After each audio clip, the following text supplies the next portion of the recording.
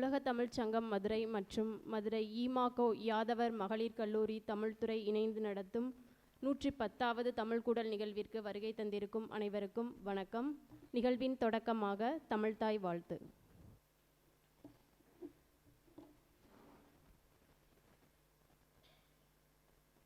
நீராறும் கடலுடுத்த நிலமடந்த கெழிலொழுகும் சீராறும் வதனமென திகழ்பரத கண்டமிதில் தெக்கணமும் அதில் சிறந்த திராவிடனர் திருநாடும் தக்க சிறு பிறை நுதலும் தரித்தனரும் திலகமுமே அத்திலக வாசனை போல் அனைத்துலகும் இன்பமுற எத்திசையும் புகழ் மணக்க இருந்த பெரும் தமிழலங்கே தமிழலங்கே உன் சீரிலமை திறம் வியந்து செயல் மறந்து வாழ்த்துதுமே வாழ்த்துதுமே வாழ்த்துதுமே.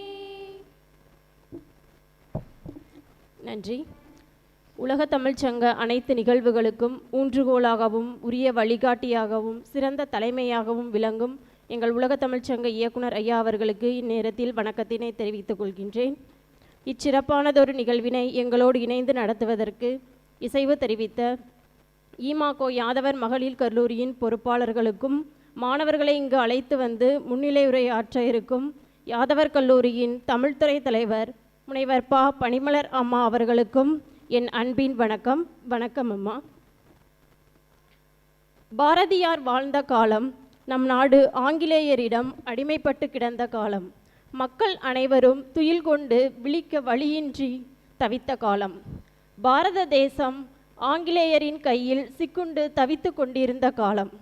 பாரதியின் மணக்கண் முன் புறப்போர் நடத்தும் வீரகாவியமான மகாபாரதம் தோன்றியது.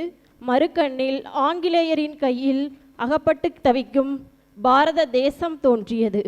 இவ்வாறு ஒரு கண்ணில் பாஞ்சாலி தேவியும் மறுக்கண்ணில் பாரத தேவியும் மாறி மாறி வந்து நிற்க அவருடைய பேனாமுனை பெண் விடுதலையையும் விடுதலை வேட்கை உணர்வையும் ஒருங்கு தரும் பாஞ்சாலி சபதம் எனும் ஒரு தேசிய இலக்கியத்தை படைத்து தந்தது. இத்தகைய பாரதியின் பாஞ்சாலி சபதம் குறித்து இன்று உரையாற்ற வருகை தந்துள்ள திருநெல்வேலி கண்ணதாசன் பேரவையின் செயலர் திரு சேலை பாலகிருஷ்ணன் ஐயா அவர்களை உலக தமிழ்ச்சங்கம் மதுரையின் சார்பில் வருக வருக என்று வரவேற்கின்றேன். வணக்கம் ஐயா. இந்நிகழ்விற்கு நன்றியுரையாற்ற உள்ள உலக தமிழ்ச்சங்க ஆய்வறிஞர் முனைவர் சு. சோமசுந்தரி அவர்களை வரவேற்று மகிழ்கின்றேன். வணக்கம். எங்களின் அழைப்பினை ஏற்று இம்மன்றத்தில் கூடியிருக்கும் மாணவ கண்மணிகள் உள்ளிட்ட அத்துணை நல் உள்ளங்களையும் வரவேற்று அமைகின்றேன். முன்னிலை உரையாற்றி சிறப்பிக்குமாறு யாதவர் கல்லூரியின் தமிழ்துறை தலைவர் முனைவர் பனிமலர் அம்மா அவர்களை அன்போடு அழைக்கின்றேன்.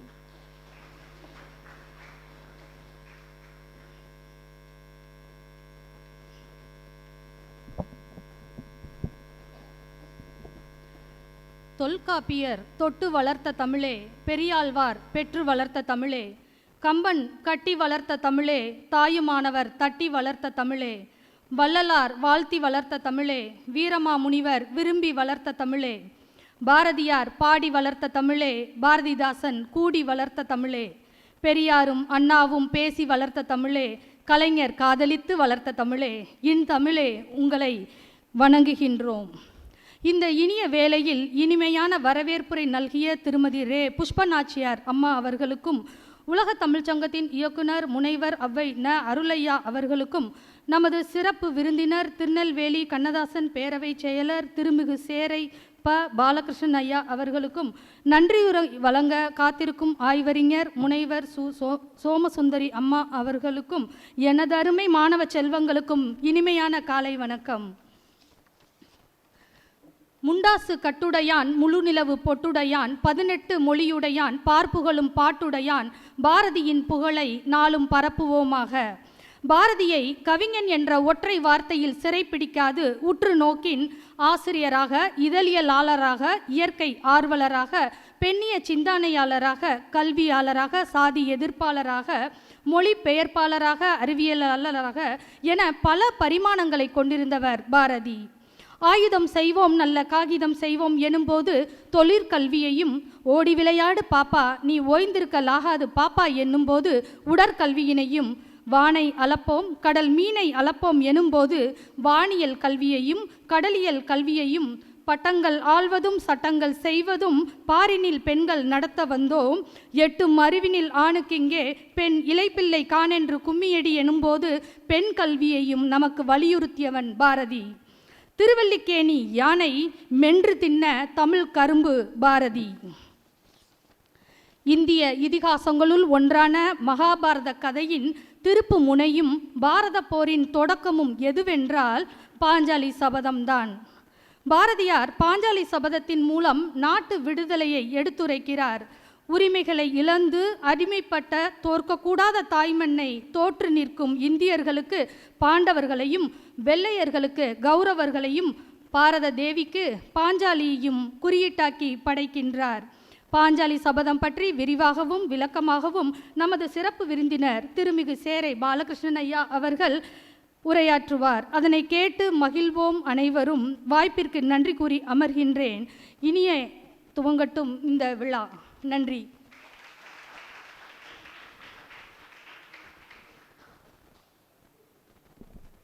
பாரதியின் சிறப்புகளை சுருக்கமாகவும் அழகாகவும் எடுத்து கூறி சிறப்பான முன்னிலையுரையாற்றிய அம்மா அவர்களுக்கு நன்றி. தனது பாட்டுத்திறத்தால் அடிமையாக கிடந்த தமிழ் சமூகத்தை எழுத்து பெறச் செய்தவர் பாரதி. பாஞ்சாலி சபதம் மண் விடுதலையையும் பேசுகின்றது, பெண் விடுதலையும் பேசுகின்றது. அடிமை நிலையை எதிர்த்து எழுப்பப்பட்ட பெண் ஒருத்தியின் குரலாக பாஞ்சாலி சபதம் திகழ்கிறது. இத்தகைய பாரதியின் பாஞ்சாலி சபதம் குறித்து பேசவுள்ள ஐயா அவர்களை பற்றிய சிறு அறிமுகம். 31 ஆண்டுகள் தமிழாசிரியராக பணியாற்றி ஓய்வு பெற்றுள்ளார். மதுரை திருவள்ளுவர் மன்றத்தின் செயலாளராகவும் சேரன்மாதேவி தமிழ் பேரவையின் துணைத் தலைவராகவும் இருந்து வருகிறார். சிறந்த ஆன்மீக இலக்கிய சொற்பொழிவாளர். தொல்காப்பியர் என் சுவை, சுவைமிகு சொல்லோவியங்கள், இலக்கணம் அறிவோம் உள்ளிட்ட நூல்களுக்கு சொந்தக்காரர். திருநெல்வேலி கண்ணதாசன் பேரவையின் செயலர் திரு சேரை பாலகிருஷ்ணன் ஐயா அவர்களை தமிழ்கூடல் உரையாற்றி சிறப்பிக்க வருமாறு அன்போடு கேட்டுக்கொள்கின்றோம்.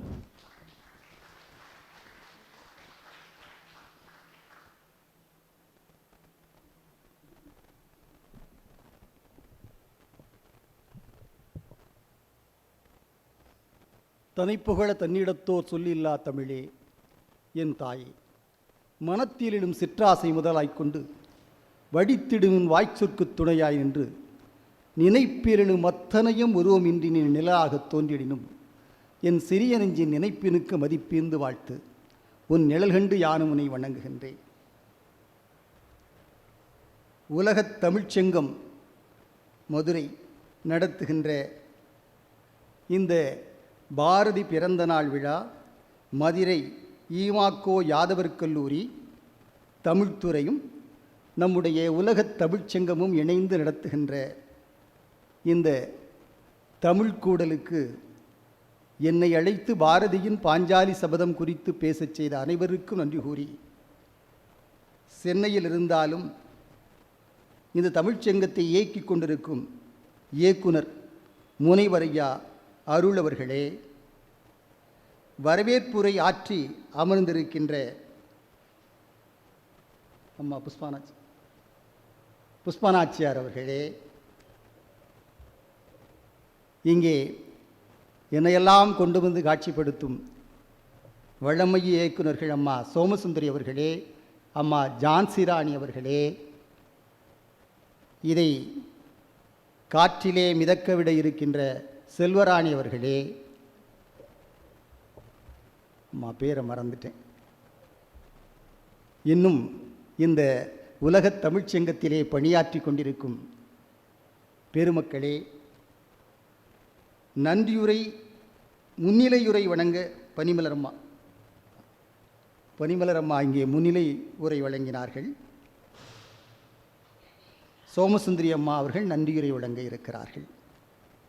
இந்த மேடையை பார்க்கின்ற போது எனக்கு என்ன எண்ணம் வருகிறது என்று சொன்னால், இன்றைய பாரதியின் பாஞ்சாலி சபதம் என்ற தலைப்புக்கு பொருத்தமாக இருக்கிறது. எங்கெங்கு காணினும் சக்தியடா தம்பி ஏழுகடல் அவள் வண்ணமடா அங்கு மின்னும் எழியனில் கோடி எண்டம் அந்த தாயின் கைப்பந்தன ஓடுமடா எனில் மங்கை நகைத்த ஒலியனலாம் அந்த மந்த நகை காற்றில் மின்னுதடா என்று பாடியவன் பாரதிதாசன். அதுபோல இங்கே எங்கெங்கு காணினும் சக்தியாக இருக்கிறீர்கள். அதுவும் பாஞ்சாலி என்ற பெண்ணை பற்றி, அவளது உரிமையை பற்றி நான் பேச இருக்கின்ற இந்த மேடையிலே முழுக்க முழுக்க ஒரு 95 விழுக்காடு பெண்களே அமர்ந்திருப்பது எனக்கு மிகுந்த மகிழ்ச்சியாக இருக்கிறது என்று சொல்லி, அநேகமாக உங்களுக்கு பாஞ்சாலி சபதம் பாடமாக இருக்கலாம்.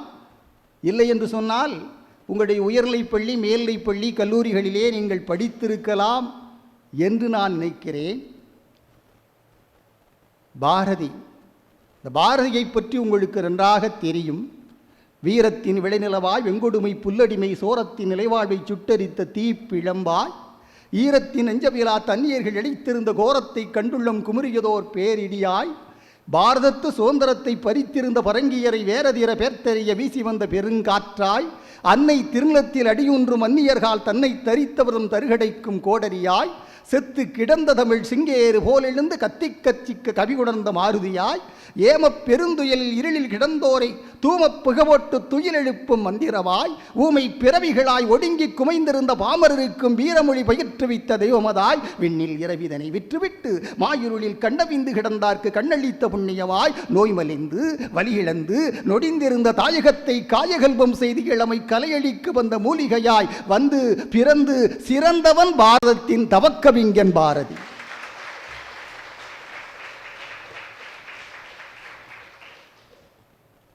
அந்த பாரதி சிலருக்கு பிறந்த நாள் கொண்டாட வேண்டுமே, வேண்டி இருக்கிறதே என்பதற்காக கொண்டாடுவார்கள்.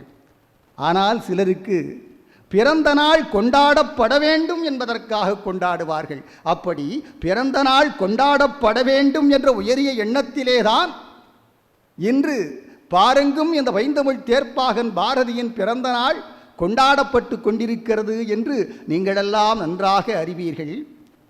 பாரதியின் படைப்புகளிலே மும்மணிகள் எது என்று இந்த மாணவ கண்மொழிகளுக்கு நன்றாக தெரியும். கண்ணன் பாட்டு, குயில் பாட்டு, பாஞ்சாலி சபதம். இந்த கண்ணன் பாட்டு இருக்கிறதே, அது காதலிலே தன்னை மறந்து அத்வைதமாக ஆகின்ற நிலையிலே பாரதி பாடிய அருமையான பாட்டு. குயில் பாட்டு இருக்கிறதே, அது காதலை வைத்து கொண்டு தேடிய ஒரு ஞான தேடல். ஆனால் இந்த பாஞ்சாலி சபதம் இருக்கிறதே, இந்த பாஞ்சாலி சபதம் பெண் உரிமையையும் நாட்டு விடுதலையையும் கருத்தில் கொண்டு பாரதி மிகச்சிறப்பாக பாடிய குறுங்காப்பியம் பாஞ்சாலி சபதம். பாஞ்சாலி சபதத்தை பற்றி பலர் அறிந்திருப்பார்கள். ஆனாலும் கூட நான் அதிலுள்ள சிலவற்றை இந்த மாணவ கண்வம் கூறியிருப்பது பொருத்தமாக இருக்கும் என்று நினைக்கின்றேன். பாரதி எப்படிப்பட்டவன் என்று உங்களுக்கு தெரியும். அதாவது, மாததம்மை எழிவு செய்யும் மடமையை கொளுத்துவோம் வைய வாழ்வு தென்னில் அந்த எந்த நிலையிலும் தமக்குள்ளே தாதர் என்ற நிலைமை மாறி ஆண்களோடு பெண்களும் சரிநிகர் சமானமாக வாழ்வம் இந்த நாட்டிலே என்று எதிர்பார்த்தவன் பாரதி. இந்த பாரதி பெண்ணுரிமைக்கு எத்தனையோ உரிமைகளை சொன்னாலும் இந்த பெண் விடுதலைக்கு, பெண் உரிமைக்கு குரல் கொடுத்த மாபெரும் கவிஞனாக விளங்குவன் பாரதி. 1908 புதுச்சேரியிலே வாழ்கிறான். குடும்பத்தோடு வாழ்கிறான். அவனுக்கு 2 குழந்தைகள். உங்களுக்கெல்லாம் தெரியும் என்று இருக்கிறேன். மாணவ கண்மணிகளுக்கு பெண் குழந்தைகள் தான் பாரதிக்கு. ஒருத்தி பேர் தங்கம்மாள், மூத்த குழந்தை. 2வது குழந்தை சகுந்தலா. 2 குழந்தை. ஆனால் தனது வறுமையின் காரணமாகவோ பொருளாதார நிலையின் காரணமாகவோ மூத்த குழந்தை எங்கே வளருகிறாள் என்று சொன்னால் காசியிலே பாட்டியிடம், பாரதியின் அத்தையிடம் வளருகிறார். ரொம்ப நாள், 12 வயது வரை.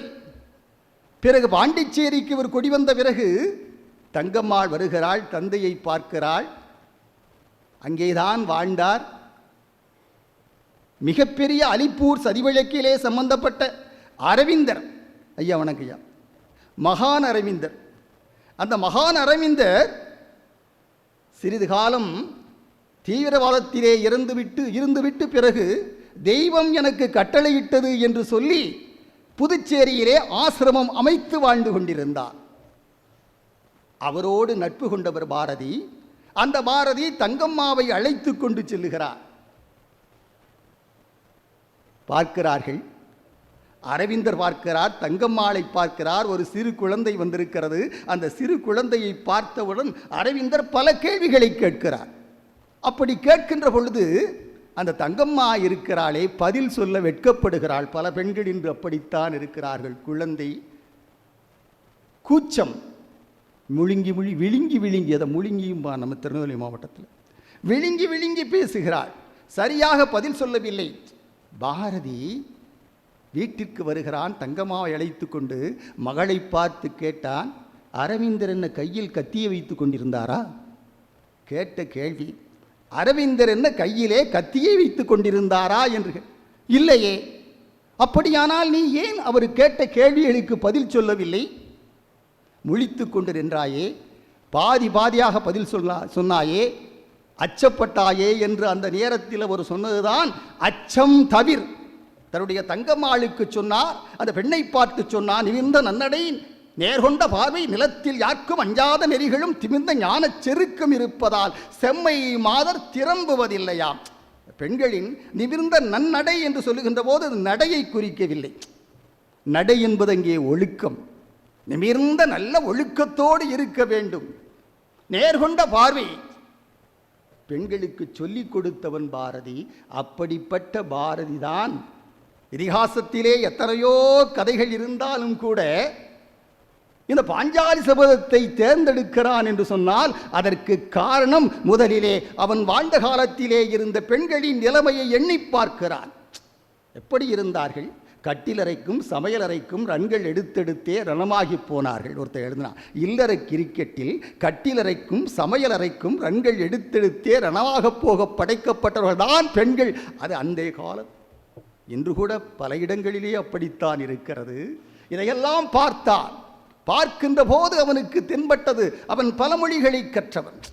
அதுவும் வியாசபாரதத்தை நன்றாக கற்றவன். அந்த வியாசபாரதத்தின் அடிப்படையிலே தான் இந்த பாஞ்சாலி சபதத்தை நான் எழுதுகிறேன் என்று அவன் சொல்லுகிறான். பார்க்கிறான் பெண் விடுதலை. அதற்கு பிறகு என்ன விடுதலை? அரசியல் விடுதலை, நாட்டு விடுதலை. முதலிலே பெண் விடுதலை தான் தேவை, சமூக விடுதலை தான் தேவை. அதற்கு பிறகுதான் நாட்டு விடுதலை. சமூக விடுதலை என்று கெட்டுகிறதோ அப்பொழுதுதான் நாடு நன்னாடாக இருக்க வேண்டும் என்ற எண்ணத்தை உடையவன் பாரதி. ஆதலால் இந்த பாஞ்சாலி சபதத்தின் உரைபொருள் எது என்று சொன்னால் பெண் விடுதலை, மறைபொருள் எது என்று சொன்னால் நாட்டு விடுதலை. தோமுசி ரகுநாத் அவர்கள் மிகச்சிறப்பாக சொல்லுவார்கள், உரைபொருள் பெண் விடுதலை, மறைபொருள் நாட்டு விடுதலை.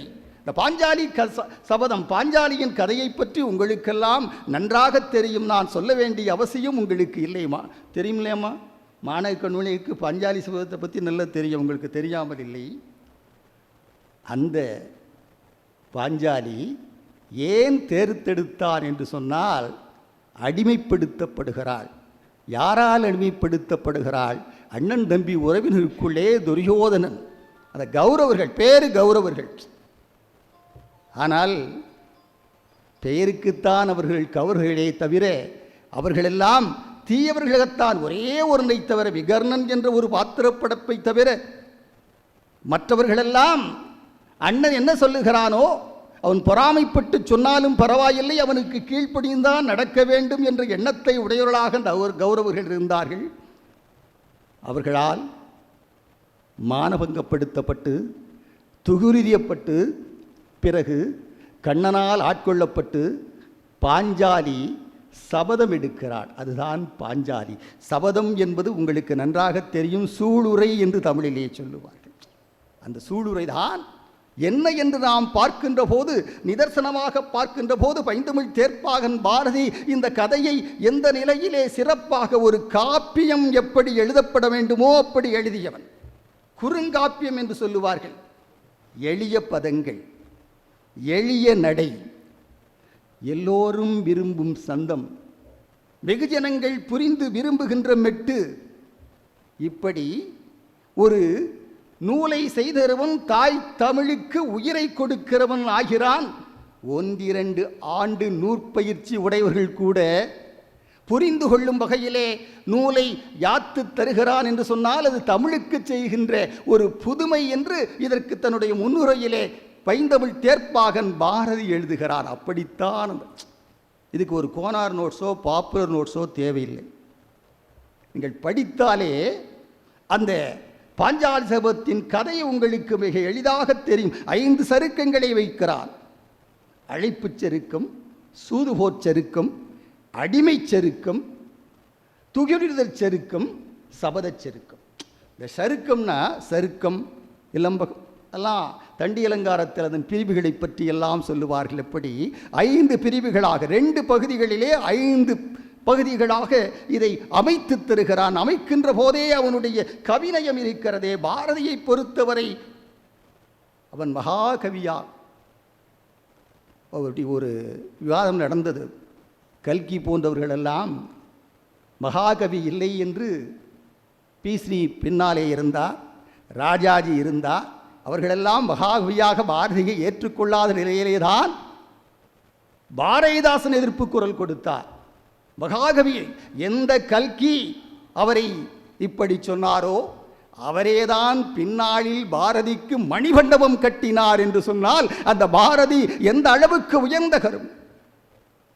பாட்டுக்கொரு புலவன் பாரதியடா, அவன் பாட்டை பண்ணோடு ஒருவன் பாடினானடா, கேட்டே கிறுகிறுத்து போனேனேயடா, அந்த கிறுக்கில் உளறுமொழி பொறுப்பாயடா என்றெல்லாம் பாரதி பாடலை படித்து கிறுகிறுத்து போனவர்கள் நம்மில் மிக அதிகமாக இருக்கிறார்கள்.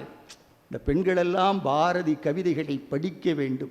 இந்த பாரதிதாசன் என்னுடைய பேச்சு முடிந்து பாரதியின் பாஞ்சாலி சபதம் உரை முடிந்த பிறகாவது நீங்கள் இல்லங்களுக்கு சென்று பாஞ்சாலி சபதம் முழுமையும் எடுத்து படித்து பார்த்தீர்கள் என்று சொன்னால் அதன் கவிச்சுவை மட்டுமல்ல, அதன் பெண் விடுதலை, நாட்டு விடுதலை, பாரதியின் ஓசரயம் சிந்து, எளிய மெட்டு, நொண்டி சிந்துன்னு சொல்லுவாங்க. இந்த நொண்டி சிந்து நடையிலே தான் தன்னுடைய பாடலை. வேறு பாடல்கள் இருக்கின்றன. எழுசீர் விருத்தம் இருக்கிறது, அரிசீர் விருக்கம் இருக்கிறது, கலிப்பா இருக்கிறது. ஆனாலும் கூட பெரும்பாலும் அவன் அமைத்து கொண்ட அந்த பா நடை இருக்கிறதே, மக்களெல்லாம் மிக விரும்புகின்ற நடையிலே அந்த பாரதி தருகிறான் என்று சொன்னால் அதுதான் பாரதியின் முதல்ல எழுதுவான். ஆரம்பத்திலே பிரமஸ்துதி சொன்னதுக்கு அப்புறம் வெள்ளை கமலத்திலே அவள் வீற்றிருப்பாள் புகழ் ஏற்றிருப்பாள். நான் அதிகமாக பாடக்கூடாது, ஏன்னா நீங்கள் கடைசி வரைக்கும் இருக்கணும். வெள்ளை கமலத்திலே அவள் வீற்றிருப்பாள் புகழ் ஏற்றிருப்பாள், கொள்ளை கனியிசைதான் நன்கு கொட்டுமல் யாழினை கொண்டிருப்பாள், கள்ளை கடலமதை நிக கண்டதோர் பூந்தமிழ் கவி சொல்லவே, பிள்ளை பருவத்திலே என்னை பேண வந்தாள் அருள் பூண வந்தாள். பிள்ளை பருவத்திலேயே பாரதி என்று பெயர் பெற்றார். பாரதி என்று சொன்னால் கலைமகள் சரஸ்வதி. பிள்ளை பருவத்தில் அதான் சொல்லுவான். அம்மா பேர் என்னன்னு உங்களுக்கு தெரியும் இல்லையா மாணவிகளுக்கு? அவன் லக்குமி பெற்ற சரஸ்வதி, அம்மா பேர் லக்குமி. சின்னச்சாமி பெற்ற பெரியசாமி, அப்பா பேர் சின்னச்சாமி. ஆனால் இவன் பெரிய ஆளாயிட்டான். வாணியை சரண் புகுந்தேன் அருள் வாக்களி பாடனத்திடம் மிகுந்தேன், பேணிய பெருந்தவத்தாள் நிலம் பெயரளவும் பெயர் பெயராதால், பூணியல் மார்பகத்தால் ஐவர் பூவை திரௌபதியை மானியல் தமிழ் பாட்டால் நான் வகுத்திட கலைமகள் வாழ்த்துகவே. அந்த ஆரம்பம் இருக்கிறது. இந்த பாட்டு சிலர் பாட்டு எழுதுனா எழுத்துக்களை தொட்டுங்கிறதுக்கு அப்புறம் பட்டுன்னு போடலாமா, அல்லது சட்டுன்னு போடலாமா, அல்லது சொட்டுன்னு போடலாமான்னு யோசிச்சுட்டு இருப்பாங்க. ஆனால் இந்த பாரதிக்கு அந்த கவிதை வார்த்தைகள், இதோ நான் உன் முன்னாலே வந்திருக்கிறேன், அவர் எழுதுவதில்லை. அவர் பாடலை பாடுகின்ற போது அந்த கண்கள் இருக்கின்ற நிலை, அவர் முகம் இருக்கின்ற அந்த உணர்ச்சி, அந்த இமைகள் துடிக்கின்ற துடிப்பு, பாடத்தை இசையோடு பாடுவாராம். அந்த காட்சியை பலர் பார்த்து பாரதியின் கவிதை சொல்லுகின்ற அந்த நிலையை பார்த்து ரசித்தவர்கள் எழுதியிருக்கிறார்கள். அப்படிப்பட்ட ஒரு உணர்ச்சி பிழம்பான, அதே நேரத்திலே அறிவுக்கும் இடம் கொடுக்கும் உணர்ச்சி பிழம்பான கவிஞன் ஒருவன் உண்டு என்று சொன்னால் அது பாரதி என்று தான் சொல்ல வேண்டும். அழைப்பு செருக்கும். முதல்ல யாரை அழைக்க வருகிறார்கள் என்று சொன்னால் பொறாமைதான். ஆரம்பத்திலே துரியோதனன் அண்ணன், தாயாதியார்கள் ராஜசூய யாகம் என்று ஒன்று நடத்துகிறான் தருமன். எல்லா நாட்டு மன்னர்களும் அங்கே வருகிறார்கள். பொற்குவியர்களை கொடுக்கிறார்கள், பசுமாட்டை கொடுக்கிறார்கள், குதிரைகளை கொடுக்கிறார்கள், யானைகளை கொடுக்கிறார்கள், அடிமையாக பெண்களையும் கொடுக்கிறார்கள். அது முக்கியம். அதில் அப்போ பெண்கள் நிலை எப்படி இருந்தது என்று பெண்களையும் கொண்டு அவனுக்கு அந்த ராஜசூகியமாக நடந்த பிறகு அவன் காலிலே விழுந்து கொடுக்கிறார்கள் என்று சொன்னால் அதற்கு காரணம் அப்படிப்பட்ட நிலையார் இருந்தது.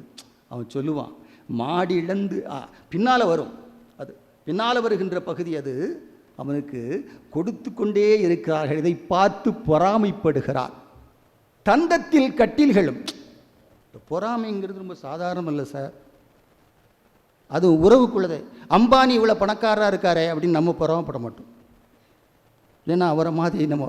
ஆனால் நம்ம பக்கத்து வீட்டில் நம்ம அத்தை கொஞ்சம் வசதியாக இருந்தா, அல்லது கூட பிறந்த அண்ணனே வசதியாக இருந்தா, ஏப்பா இவ்வளோ வசதியாக இருக்கான், இந்த வசதி எப்படி வந்தோ தெரியலையே, அப்படி தான் ஒருத்தன் நினச்சான். ஏற்ற வீட்டுக்காரன், சொந்தக்காரன், சித்தப்பா, ஏப்பா இவ்வளோ வசதியாக இருக்காரே, கடவுளே எனக்கு ஒன்றும் கொடுக்கலையா. கற்பனை கதை தான். கடவுளே எனக்கு ஒன்றும் கொடுக்கலையான்னா ஒரு நாள் கடவுள் முன்னால் வந்து நின்னாராம். கடவுளே என்னைப்பார், அவனுக்கு அள்ளி அள்ளி கொடுத்துருக்கே, எனக்கு நுள்ளி நுள்ளி கொடுக்குறையே, ஒன்றும் இல்லையேன்னு ரொம்ப வருத்தப்பட்டான். சரி உனக்கு என்னப்பா வேணும்னு கடவுள் கேட்டாராம். வேண்டியதெல்லாம் சொன்னான். கொடுக்கிறேன், ஆனால் ஒரு நிபந்தனைன்னார். என்ன நிபந்தனை? உனக்கு நான் எவ்வளவு கொடுக்கணும் அது மாதிரி 2 பங்கு ஏற்ற விட்டுவோம் சித்தப்பாவுக்கு கிடைக்கும். சித்தப்பாவுக்கு 2, எனக்கு 1 பங்கு கிடைச்சா அவருக்கு 2 பங்கு கிடைக்குமா? ஆமாம் கேளுன்னா. நான் கேட்கட்டுமா? கேளுப்பா. கேட்கட்டுமா? கேளுப்பான்னு உடனே கடவுள்கிட்ட கேட்டான். கடவுளே எனக்கு 1 கண்ணு போகட்டும்னா. ஏன்னா அப்போ தான் ஏற்று வீட்டுக்காரனுக்கு 2 கண்ணும் போயிடும். அப்போ இந்த பொறாமை இருக்கிறதே நாட்டிலே. அப்படி அவனுடைய கண்ணனுக்கு முக்கியத்துவம் கொடுப்பதை பார்க்கிறான். எல்லா நாட்டு சிற்றரசர்களும் வந்து அவன் காலிலே விழுந்து வணங்குவதை பார்க்கிறான். மிகப்பெரிய ராஜசூகிய யாகம் செய்த ஒரு பேரரசனாக சக்கரவர்த்தியாக மாறிவிட்டானே என்ற வயிற்றெரிச்சலிலே குமுறுகிறான் அங்கே துரியோதனன். தந்தத்தில் கட்டில்களும், நல்ல தந்தத்தில் விமானமும் பல்லக்கும், தந்தத்தில் பிடிவாளும், எல்லாம் தந்தன்னு போடுறான். அந்த தந்தத்தில் பிடிவாளும், தந்தத்தில் சிப்பமும் தொழில் வகையும், தந்தத்தில் ஆதனமும், தந்தத்தில் தமணியம் மணிவகையும், தந்ததை பொறுத்திடவோ இந்த தரணியின் திருமுழுதும் தருமனுக்கோ. அந்த ஓகாரம் இருக்கிறது. தந்தத்தைன்னு சொல்லிட்டு தந்ததை பொறுத்திடவோ. இவ்வளவு கொடுக்கிறானே, எல்லோரும் வந்து கொடுக்கிறார்களே, இதை என்னை பொறுக்க முடியவில்லையே என்று குமுறுகிறான். பொறாமையிலே குமுறுகிறான் துரியோதனன். இந்த தரணியின் அனைத்தும் தருமனுக்கோ என்று அவன் பொறாமைப்பட்டு பிறகு என்ன செய்யலாம் என்று முடிவு செய்கிறான். அவனுக்கு தான் ஒரு நாட்டில் சில ஆட்கள் இருப்பாங்க, நல்லதையே நினைக்க மாட்டான், கெடுத்து விடுதையே. அங்கே ஒரு கூனி, இங்கே ஒரு சகுனி. சகுனி மாமன். யாருக்கு மாமன் என்று சொன்னால் துரியோதனுக்கு மாமன். அவன் வந்து சொல்லுகிறான், இந்த உலகத்தின் எல்லா செல்வமும் தருமனுக்கு, என்னை அவமானப்படுத்தினடா மாமனே, ஏளனம் செய்தாளடா மாமனே. யாரு? பாஞ்சாலி அவனை பார்த்து சிரித்தாள். எதற்காக சிரித்தாள் என்ற கதைப்பகுதி உங்களுக்கு தெரியும், அது இன்று தேவையில்லை. இப்படியெல்லாம் தன் மனதிலே நான் இந்த பாண்டவர்களை அடக்கியே ஆள வேண்டும், திரௌபதியை நான் மானபங்கப்படுத்தி காட்ட வேண்டும் என்ற எண்ணத்திலே அவன் இருக்கிறான். என்ன வழி என்று கேட்கிறான். சகுனிக்கா சொல்ல தெரியாது. சில பேர் நல்லது சொல்றதுக்கு ரொம்ப நேராக்குவாங்க, ஆனால் கெட்டதை ஒரு நிமிஷத்தில் சொல்லிடுவாங்க. இப்படி செஞ்சா சரி, இப்படி செஞ்சா சரி. சகுனி சொல்லி கொடுக்கிறான், ஒரு மணிமண்டபம் கட்டுவோம். அந்த மணிமண்டபத்திற்கு பாண்டவர்களை வரச் சொல்வோம், எல்லா உணவுகளையும் கொடுப்போம், நல்ல சாப்பாடு. பாண்டத்தை கழுவி பனிநீர் உலைவாத்து முத்துப்போல் சோறு வடித்தாள் இளங்கொடியாள் அத்தி விறகொடித்து தித்திக்க பால் காய்ச்சி புத்துருக்கு நல்லதையும் பொன்போர் பருப்புகளும் அதிரசமும் தேன்குழலும் அறுசுவை பண்டங்களும் 10 வித கரியும் 18 பச்சடியும் 8 வித கரியும் ஏரான பலகுழம்பும் அப்பளமும் சர்க்கரையும் முப்பழமும் தான் படைத்து ஆயாசம் தீரவே பாயாசம் தான் கொடுத்தாள்னு ஒருத்தன் பாடினான். எல்லா உணவுகளையும் கொடுப்போம். உண்டு முடித்த பிறகு பொழுதுபோக்கிற்காக சூதாட அழைப்போம். சூதுல ரொம்ப கெட்டிக்கான யாரு? சகுனி எக்ஸ்பர்ட். திருதராஷ்டிரன் கண் தெரியாதவன். அவனிடம் போய் அனுமதி கேட்கிறான் துரியோதனுடைய தந்தை. அவரு வேண்டாங்கிற, பேயன பிள்ளைகள் பெற்றுவிட்டேங்கிற. பேய போல எவ்வளவோ சொல்லி பார்க்கிறார், ஆனால் துரியோதனன் கேட்கவில்லை. சகுனியும் தூவம் போடுகிறான், சரி என்று ஒப்புக்கொள்கிறார். விதுரனை அனுப்புகிறார்கள் சிற்றப்பரை பாண்டவர்களை அழைத்து வருவதற்காக. அதையெல்லாம் உங்கள் அந்த வர்ணனையெல்லாம் சொல்றதுக்கு, இந்த பாஞ்சால் சபத்தை முழுவதும் அந்த கதைப்பகுதியை வர்ணனையோடு சொல்ல வேண்டும் என்று சொன்னால் நேரம் அதிகமாகும். நீங்கள் எத்தனை மணி நேரம் இருப்பீர்கள் என்று எனக்கு தெரியும் இல்லையா? நான் ஒரு இடத்துல போய் பேச போனேன். சார் எவ்வளோ நேரம் பேசணும் சார்னு கேட்டேன். நீங்கள் எவ்வளோ நேரம்னாலும் வேண்டும் பேசுங்க சார், ஆனால் நாங்கள் அரை மணி நேரம் தான் இருப்போம்ட்டோம். ஆக பாஞ்சாசபத்தை ரத்தின சுருக்கமாக கரும்புச்சாராக தருவதற்காகத்தான் நான் இங்கே நின்று கொண்டிருக்கிறேன் என்பதை உங்களுக்கு முன்னுரையாக சொல்லிக்கொண்டு மாணவ கண்மணிகளே வருகிறான். விதுரன் வரும்போதே சொல்லிவிட்டு அழைத்து வருகிறான். அழைத்தது போலவே எல்லா உணவுகள் முடிந்த பிறகு பொழுதுபோக்காக இருக்கும் பொழுது சூதாட அழைப்பு விடுக்கிறார்கள். சூது எவ்வளவு கடுமையானது என்று வள்ளுவன் ஒரு அதிகாரத்திலேயே அதன் தீமைகளை எல்லாம் பயங்கரமாக சொல்லியிருக்கிறார் சூதாட்டத்துக்கு. ஆனால் தருமன் உங்களுக்கு எப்படிப்பட்டவன் என்று தெரியும். அவன் பெயரே தருமன். அந்த தருமன் மறுக்கிறான். சூதாட நான் வர முடியாது என்று சொல்லுகிறான். அவன் சொல்லுகிறான், உனக்கு வலிமை இல்லை, இந்த சூதுபோருக்கு தானே அழைக்கிறேன். இந்த சூதுபோரும் மோதுபோரை போன்றதுதான். அரசர்கள் மோதுபோர் செய்வார்கள், அது போர்க்களத்தில். ஆனால் பொழுதுபோக்காக இருக்கும்போது சூதுபோர் செய்வதிலே தவறில்லை. உனக்கு வலிமை இல்லையா, நீ ஆட மறுக்கிறாயே என்று பலவிதமாக சொல்லி சொல்லி சொல்லி மாயச் சூதினுக்கே ஐயன் மனம் இணங்கிவிட்டான். கடைசியில் இணங்க வேற வழி இல்லை. சூதாட்டதை சொல்லும்போது இந்த சந்தம், தமிழிலே சந்தம் இருக்கிறதே, மந்திரம் போல் வேண்டுபடா சொல்லின் இன்பம் ஓசை தரும் இன்பம் ஓமையிலா இன்பம் இழுமன் மொழியால் விழுமியது பயத்தல். காப்பி இலக்கணம் சொல்ல. மாயச் சூதினுக்கே அண்ணன் மனம் இணங்கி விட்டான். யாரு? தருமன். அதை இந்த தாயம் உருட்டுற மாதிரியே சொல்லுவான். மாயச் சூதினுக்கே அண்ணன் மனம் இயங்கி விட்டான், தாயம் உருட்டலானாரங்கே சகினி ஆர்ப்பரித்தார். நேயமுற்ற விதிரன் போல நிலையுளோர்கள் எல்லாம் வாயை மூடி விட்டார், தங்கள் மதிமயங்கி விட்டார். சந்தை இருக்கிறதே, தாயம் உருட்டல் ஆனார் அங்கே சகுனி ஆர்ப்பரித்தார். சிந்திலே விதிரன் இருக்கிறான், பீஷ்மாச்சாரியார் இருக்கிறார். இவர்களெல்லாம் இருக்கின்ற போது அந்த தாயம் நடக்கிறது.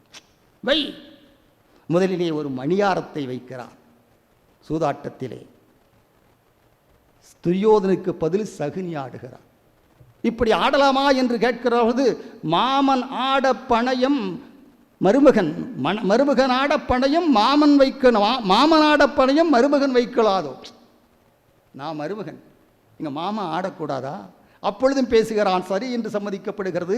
சகுனி இந்த சூதாட்டத்திலே வல்லவனுங்க சூது. முதல்ல பொன்னாரம் வைக்கப்படுகிறது, 1000 பொற்குடங்கள் எங்கே வைக்கப்படுகிறது. வீரர்கள் அடிமை வீரர்கள் வைக்கப்படுகிறார்கள். செந்தளிர் பெண்கள் எங்கே அடிமையாக வைக்கப்படுகிறார்கள். எல்லாவற்றையும் இழந்து கொண்டிருக்கிறார், ஒவ்வொன்றாக இழந்து கொண்டிருக்கிறார். அதை சொல்லுகின்ற போது அவன் சொல்லுவான், பாரதி தன்னுடைய வரியிலே சொல்லுகிற போது, மாடி இழந்து விட்டான் தருமன் மந்தை மந்தையாக, ஆடிழந்து விட்டான் தருமன் ஆளிழந்து விட்டான். அந்த சிந்து எவ்வளவு இனிக்கும் தெரியுமா? மாடிழந்து விட்டான் தருமன் மந்தை மந்தையாக, ஆடிழந்து விட்டான் தருமன் ஆளிழந்து விட்டான், பீடிழந்த சகுனி பின்னும் சொல்லுகின்றான், நாடு இழக்கவில்லை தருமான் நாட்டை வைத்திடன்றான். கடைசியில் எங்க சொல்றான்? தருமா, எல்லாவற்றையும் வைத்து விட்டாய், நாட்டில் உள்ள ரத கஜ துரக பதாதி என்று சொல்லுகின்ற எல்லா படைகளையும் இழந்து விட்டாய், பொன்னை வைத்து விட்டாய், பொருளை வைத்து விட்டாய், மாட்டை வைத்து விட்டாய், ஆட்டை வைத்து விட்டாய், குதிரையை வைத்து விட்டாய், யானையை வைத்து, எல்லாவற்றையும் வைத்து இன்னும் உன்னிடம் இருக்கிறது எது தெரியுமா? நாட்டையே. இங்கே தான் பாரதியின் நாட்டு அவ எப்படிப்பட்டவன் தெரியுமா? இதந்தரு மனையின் நீங்கி இடர் மிக சிறைப்பட்டாலும் பதம் திரு இரண்டும் மாறி பழிமிகுந்திர் இழிவுற்றாலும் விதந்தரு கோடி எண்ணல் விளைந்தனை அழித்திட்டாலும் சுதந்திர தேவி நின்னை தொழுதிடல் மறக்கிலேனே, நின்னருள் வெற்றிலாதா நிகரிலா செல்வரேனும் பன்னரும் கல்வி கேள்வி படைத்தளி துயர்ந்திட்டாரேனும் அன்னவர் வாழ்க்கை பாழாம் அணிகழ்வை பிணத்தோடப்பர். தேவி நின்னருள் பெறாத தேயமோர் தேயமாமோ ஆவியங்குண்டோ.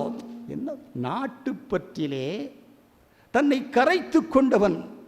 இப்பொழுது இந்த கதை பகுதிக்கு பொருத்தமாக அந்த நாட்டு விடுதலை அது உருவமாக இங்கே பேசப்படுகிறது. நாட்டை வைத்து பீடிழந்த சகுனிம்மா. வார்த்தைகளை பாருங்கள், இந்த பாரதி போடுகின்ற வார்த்தை பீடிழந்த சகுனி பின்னும் சொல்லுகின்றார், நாடிழக்கவில்லை தருமா நாட்டை வைத்திட. நாட்டையும் வச்சுட்டான். இவ்வளவு நேரம் பாரதி தான் பேசிட்டு இருந்தான், நேரடிய கதையை சொல்லிக் கொண்டிருந்தான், கதையோட்டத்தோடு சொல்லிக் கொண்டிருந்தான். ஆனால் நாடு வைக்கப்படுகிறது என்று சொன்னவுடன் கவிஞன் நேரடியாக கதைக்குள் வந்து விடுகிறான். அதுதான் அவர் நாட்டுப்பற்றை காட்டுகிறது. எப்படி விடுகிறான் தெரியுமா? நாட்டை வைத்து இழந்ததையும் வாயில் காவல் செய்வோன், கோயில் காவல் செய்வோன் சிலையை கொண்டு விற்றல் போலும், வாயில் காத்து நிற்போன் வீட்டை வைத்து இழத்தல் போலும், ஆயிரங்களான நீதி அவை உணர்ந்த தருமன் தேயம் வைத்திழந்தான் சீச்சி சிறியர் செய்கை செய்தான். தருமனே, பாரதி போட்ட வார்த்தையை பாருங்கள். எந்த தருமனை உலகமெல்லாம் இவனை போல ஆளில்லை என்று போற்றிக் கொண்டிருக்கிறார்களோ அந்த தருமனை பார்த்து சொன்னான், ஆயிரங்களான நீதி அவை உணர்ந்த தருமன். எல்லா நீதியும் தெரியலப்பா. சில நேரங்கள் மாயை என்று ஒன்று இருக்கிறதே, எவ்வளவு பெரிய ஆளையும் மாற்றும். சார் நான் ஒரு நிமிஷத்தில் மதிமயங்கிட்டேன் சார், என்ன நடந்ததுன்னே எனக்கு தெரியாது சார். பெரியோர்களெல்லாம் சொல்லுகிறார்கள், தெரியாமல் செய்து விட்டேன். அதற்கு விதியையும் காரணம் காட்டுகிறான். ஏனென்று சொன்னால் வரிப்புலியை கூட மண்புழு சில நேரங்களிலே வென்றுவிடும். எலி இருக்கிறதே அது சிங்கத்தை வென்றுவிடும், எறும்பு யானையை வீழ்த்திவிடும், எப்படியும் நடப்பது உண்டு. அதுபோல மாயச்சூதினுக்கு மனம் மயங்கிவிட்டான் என்று சொன்னால் அந்த மாயை அப்படி அவனை கொண்டு வந்து விட்டது. அந்த மாயச்சூதினுக்கு இணங்கதும் நாட்டை வைத்தான். நாட்டை வைத்தவுடன் பாரதி குமுறிய குமுறல் இருக்கிறதே, அந்த குமுறல் நேரடியாக வந்த குமுறல். அதுவும் தருமரை பார்க்க என்ன வார்த்தை சொன்னான் என்றால் சீச்சி சிறியர் செய்கை செய்தான். தருமனா சில பேர் கேட்பல, அவனாட அப்படி செஞ்சான், ரொம்ப ஆச்சரியமாக இருக்கடா, என்னால் நம்பவே முடியலையே என்று சிலர் பேசுவார்கள். அப்படி தருமன் நாட்டை வைத்து இழந்து விட்டான். அப்பொழுதும் சொல்கிறார், நாட்டை வைத்து இழந்து விட்டாய் தருமா, உன்னுடைய தம்பிமார்கள் இருக்கிறார்கள். அடுத்தால தான் தம்பி. எத்தனை பேர் தம்பின்னு தெரியும்? பெண்களுக்கு தெரியும் 4. நீங்கள்லாம் அதெல்லாம் தெரிஞ்சுக்கணும். கடைசி தம்பி சகதேவன் ஞானி, அடுத்து நகுலன், அடுத்து அர்ஜுனன், அடுத்து வீமன். அவனை பீமன்னு சொல்லுவான். பீமனை எல்லாருக்கும் தெரியும்.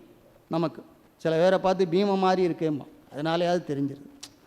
அப்போது இந்த ஒவ்வொருவராக வைக்கிறான். முதல்ல யாரை வைக்கிறான்? சகதேவனை வைக்கிறான். அவனுக்கு எல்லாம் தெரியும். அது கதைப்பகுதியை படித்தால் நமக்கு அடுத்து நகுலன், பார்த்தன், வில்லுக்கு விஜயன் என்று சொல்லக்கூடிய அந்த பார்த்தனை வைக்கிறான். ஆனால் அண்ணன் தம்பி தம்பிகள் கொஞ்சமாவது எதிர்ப்பு கொடுக்கல. அண்ணனுக்கு அந்த அளவு தருமன் என்ன சொல்லுகிறானோ, அண்ணன் என்ன சொல்லுகிறானோ அதை அப்படியே செய்கின்ற தம்பிகளாக அவர்கள் அங்கே இருக்கிறார்கள், விளங்குகிறார்கள். பின்னால் ஒரு இடத்துல கோபம் வருது. பீமனை வைக்கிறான், கடைசியில் தன்னையும் வைத்து விடுகிறான். தன்னையும் வைத்தவன் இழந்து விடு நிகழ்ச்சியை பார்த்து இன்னும் உடலை. மின்னும் பொன்னை போன்றவள், மிக்க அதிர்ஷ்டமுடையவள், அதிர்ஷ்டம். மின்னும் பொன்னை ஒத்தவள், மிக்க அதிர்ஷ்டம் உடையவள். அந்த பெண்ணாள் திரௌபதியை பந்தயம் வைத்தால் நீ இழந்தது அனைத்தையும் பெற்றிடலாம். என்ன சொல்றான் இப்போ ஒவ்வொன்றா? சில பேருக்கு இது உளவியல் அடிப்படையிலே நடக்கக்கூடியதுதான். சீட்டு விளையாடுகளா என்று சொன்னால், ஏய் போதுண்டா நிறைய பணத்தை இழந்துட்டு இருக்கேன்னு சொன்னால் கேட்க மாட்டான். இன்னும் விளையாடுவேன். கடைசியில் போனதுக்கப்புறம் இந்த லாட்டரி சீட்டிலேயே அழிந்த குடும்பங்களை பற்றி எனக்கு தெரியும்.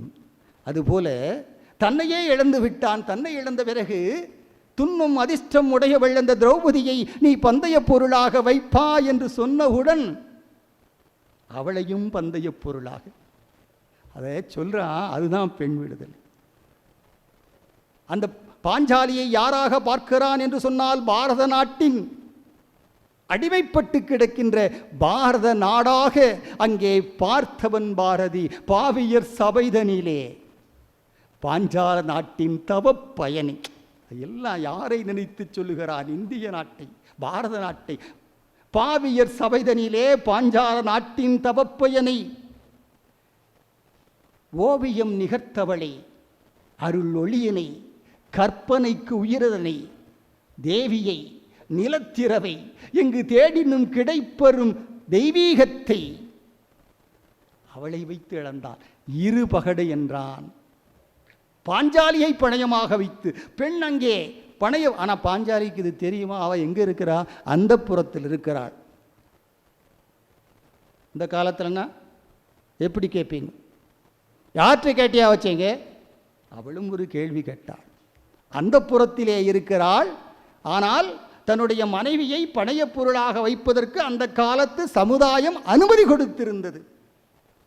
வேத விதிப்படி இது சரிதான் என்று அங்கே மிகப்பெரிய பாட்டனார் என்று பேசப்படுகின்ற பீஷ்மரை சொல்லுகிறார். அறிவுடைய பெரியோர்களெல்லாம் இருந்தார்கள். பீஷ்மர் இருந்தார், விதுர் இருந்தார், கிருபாச்சாரியா இருந்தார், மதுவுடைய அமைச்சர்களெல்லாம் அங்கே இருந்தார்கள். அத்தனை பேரும் தலைகவிழ்ந்து இருந்தார்கள் என்று சொன்னார். இப்படி செய்வது சரிதான் என்று அவர்கள் கருத்து. பெண் அடிமையாக நிற்கிறாள். இப்பொழுது சிரிக்கிறாள். அந்த எதை நினைச்சானோ சரியாயிட்டு. திக்குகள் குலுங்கிடவே எழுந்தாடுமாம் தீயவர் கூட்டம் எல்லாம். இந்த சந்தோஷம். நம்ம கிரிக்கெட்டில் இன்னைக்கு ஜெயிச்சுட்டா எந்த ஆட்டம் ஆடுதாங்களோ, கிரிக்கெட் இல்லை, வெற்றி பெற்று விட்டால் எப்படி ஆடுவார்களோ அது அன்று சொல்லுகிறார். திக்குகள் குலுங்கிடவே எழுந்தாடுமாம் தீயவர் கூட்டம் எல்லாம். கக்கக்கவென்றே நகைத்தார் துரோணனை கட்டிக்கொள் எம்மை என்பார். திக்குகள் குலுங்கிடவே கக்கக்க என்றே நகைப்பார். ஓ ஓ என்று கூச்சலிடுவார். துக்கடா மாமனை என்பார். மாமன் மீது பூச்சொறிவார் சகுனி மேல். அந்த பாட்டை சொல்கிறான். அந்த வார்த்தைகளை தக்கென்றே குதித்து ஆடுவார். இந்த ஆடுற மாதிரியே சொல்கிறான். திக்குகள் குலிந்திடவே எழுந்தாடுமாம் தீயவர் குற்றமெல்லாம். எழுந்த ஆடுமாம் தான் அங்கே அகிரிணை ஆக்கிட்டாங்க. எழுந்தாடுவார் என்று சொல்லவில்லை. திக்குகள் குலுங்கிடவே எழுந்தாடுமாம் தீயவர் குற்றமெல்லாம் கக்கக்கவென்றே கனைத்தார். மனுஷனா பார்க்கல, அவங்கள யார் கணக்காங்கன்னு உங்களுக்கு தெரியும். கக்கக்கவென்றே கனைத்தார். தம் இரு தோள் தட்டி ஆடுவார். ஒக்கும் இது தருமனுக்கு என்பார். இது தருமனுக்கு வேண்டியதான். பிறகு துரியோதனை பார்த்து, துரியோதனா கட்டிக்கொள் எம்மை என்பார். என்ன கட்டிப்புடி. மாமனை தூக்கு என்பார். சகனியை தூக்கி தோளில் தூக்கிட்டு ஆடுதான். எதற்காக ஆடினார்கள் என்று சொன்னால், பாஞ்சாலி படையப்பொருளாக வைத்து துரியோதன ஆட்கள் பாஞ்சால பணையப்பொருளாக வைத்து தோற்கடிக்கப்பட்டால், அடிமையாகிவிட்டாள், ஒரு பெண் அடிமையாகிவிட்டாள் என்பதிலே அவ்வளவு மகிழ்ச்சி. இந்த சமுதாயம் பெண்ணுக்கு அப்படிப்பட்ட உரிமையைத்தான் அந்த காலத்திலே கொடுத்திருந்தது என்பதை ஏன்னு சொன்னால், பாரதி இருக்கிறானே, வள்ளுவர் ஒரு குறளை பாடுவார், உங்களுக்கு தெரியும். ஈன்ற பொழுதில் பெரிதுபக்கும் தன் மகனை சான்றோன் என கேட்ட தாய். உங்களுக்கு பொருள்லாம் தெரியும். மாணவிகள் இருக்கிறார்கள், தன் மகனைனர் பெற்ற பொழுதை விட தன் மகன் சான்றோன் என்று கேட்டால் மகிழ்ச்சி அடைவாளாம் தாய். சில பெண்களுக்கு ரொம்ப வருத்தம். மகன்னு தானே சொல்லியிருக்காரு பாரதி. மக்கள் என்று சொல்லிவிட்டால் என்ன, தலை தட்டி விடுமா? தட்டாதே. மகள் என்று சொல்லவில்லையே. அப்படி என்று சொன்னால் படிப்பதற்கு லாயக்கானவர்கள் அந்த காலத்திலே ஆண்கள் மட்டும்தானா என்று. ஆனால் ஒருபால் கிழவி இருபார்க்கும் ஒக்கும் தொல்காப்பியம். ஆணை சொன்னால் பெண்ணுக்கும் பொருந்தும், ஐயா இருக்கார் என்பது இலக்கணம். ஆனாலும் கூட நிறைய பெண்களுக்கு ஆதங்கம் உண்டு. வள்ளுவன் இப்படி சொல்லிவிட்டானே, அப்படியெல்லாம் என்றால் எங்களுக்கு கல்வி கிடையாதா என்று சொல்லுகின்ற நேரத்திலே தான் பாரதி பாடினான். அதை படித்திருப்பான் போலும். அவன் சொன்னான், உச்சிதனை முகந்தால் கர்வம் ஓங்கி வளருதடி. உச்சிதனை முகந்தால் கருவம் ஓங்கி வளருதடி, மெச்சி உனை ஊரார் புகந்தால் மேனி சிலுக்குதடி, கன்னத்தில் முத்தமிட்டால் உள்ளம்தான் கல்வெறி கொள்ளுதடி, உன்னை தழிவிடிலோ கண்ணம்மா உன்மொத்தமாகுதடி. கண்ணன் கண்ணம்மா என் குழந்தை.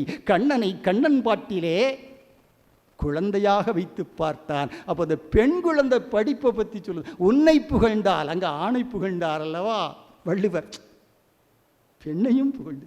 மெச்சிதனை ஊரார் புகழ்ந்தால் மேனி சிலிர்க்குதல். வார்த்தை பாருங்க.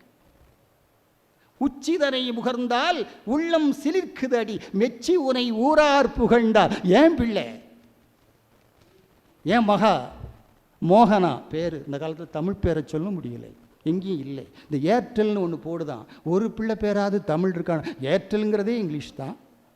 எந்த பிள்ளை பேராது தமிழா? அக்ஷரா, அனுக்கிரகா, அனுகா, சுபக்ரா. ஆனால் தமிழ் டிவி, தமிழ் பாடல் போட்டி, அந்த பிள்ளைகளுக்கு எந்த இங்கேயும் இருக்குங்க அப்படி தான். இப்போ வைக்க முடியாது. நான் என் பேரனுக்கு தமிழ் பேர் தான் வைக்கணும்னு சொன்னால், போங்க தாத்தா பழைய ஆள், அதெல்லாம் வைக்கக்கூடாது. உங்களுக்கு என்ன?